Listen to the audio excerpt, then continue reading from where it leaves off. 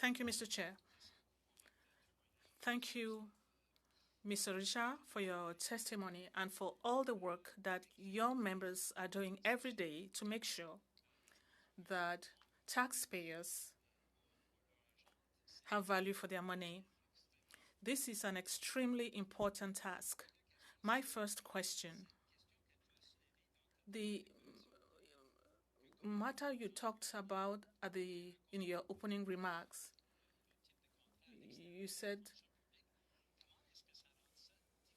how does it make it difficult for your members to give advice and financial directives for government programs when contracts are outsourced outside the public service?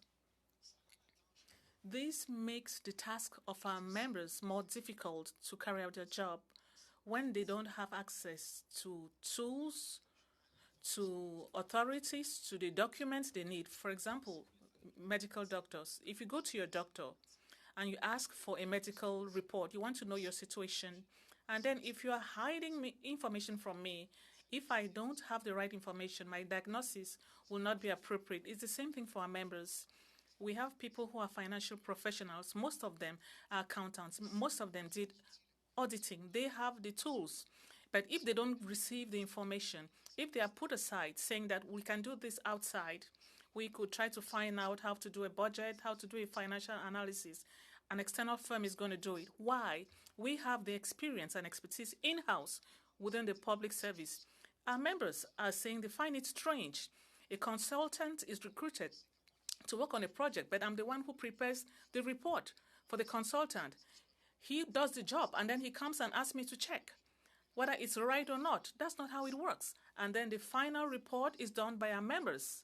And then they're saying, this is all I asked at the beginning. So it's insulting. It's as if we don't have expertise in-house.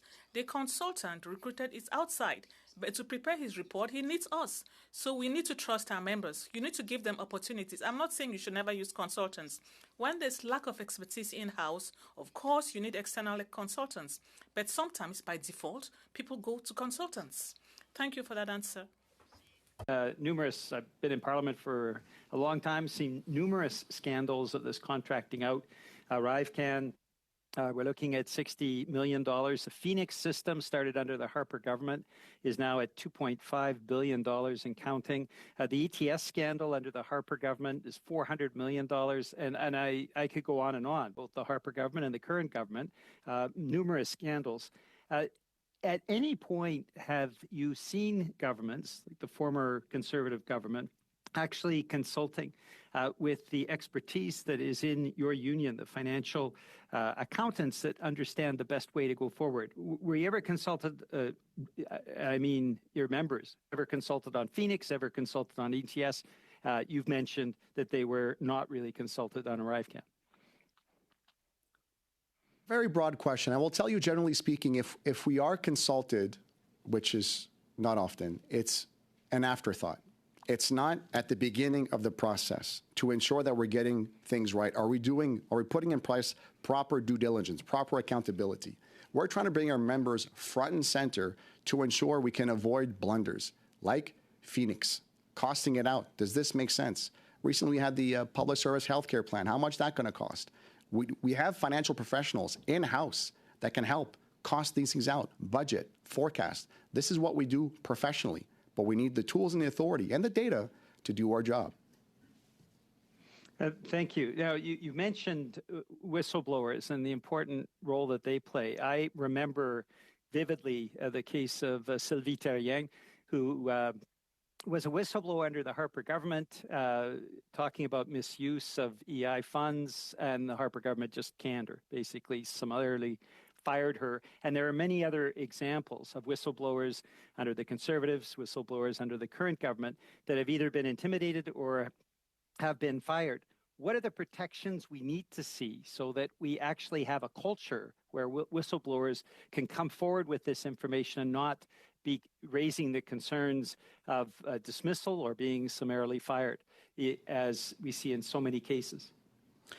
Yeah, OGO issued a report in 2017 on what needs to happen in order to improve whistleblower protections, particularly in the public service. There's a long list of recommendations, but the number one is to ensure that when a whistleblower speaks up, they are protected. And I'll give an example. If I were to work for any department, doesn't matter which one it is, and I feel uncomfortable because I feel I was sexually harassed, we will protect the victim. We will remove them from the work to ensure that they are protected at all costs. If you blow the whistle, you stay with the same team. We put the burden of proof on you. People that you have accused will try to cover it up. The burden of it's the amount of stress these people get put through because they're simply not protected. We need to ensure that whistleblowers are protected. Thank you very much. Turning now to start.